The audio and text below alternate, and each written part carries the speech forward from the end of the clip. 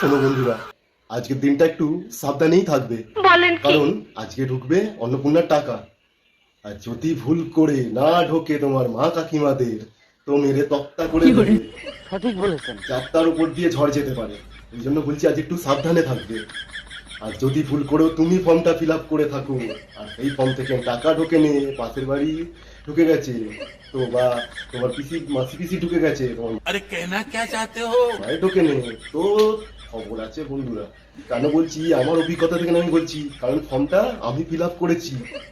আমাকে সকাল সন্ধে বলতে থাকে ঢুকবে তো, না ঢুকলে তোর খবর আছে, না ঢুকলে তোর খবর আছে। সেই জন্যই তো ভয় ভয় আছি আজকে। যদি না ঢোকে তো আমাকে তক্তা করে দেবে, না সারাদিন কথা শুনতে হবে, কিছু করার নেই। কি আর বলবো বন্ধুরা, দুঃখের বিষয়। আজকে একটু সাবধানে থেকো। এ অরিজিৎ, এদিকে আয় তো। ওই দেখো আবার ডাকছে। আমি মা, আমি বাড়িতে নেই, বাড়িতে নেই আজকে। আমি এখন একটু ব্যস্ত আছি, বিশাল ব্যস্ত আছি। Depression. দরজা দেওয়া আছে, আজকে দেখো না আমাকে। আজ আমি খেতেও যাবো না, দরকার করে খাওয়া দাওয়া দেখ আজকে আমার। কারণ বাইরে গেলেই মাথা খারাপ করে দেবে। আগে শুনবো যে টাকা ঢুকে গেছে, তারপরে ঘর থেকে বেরোবো। তার আগে ঘর থেকে বেরোবোই না।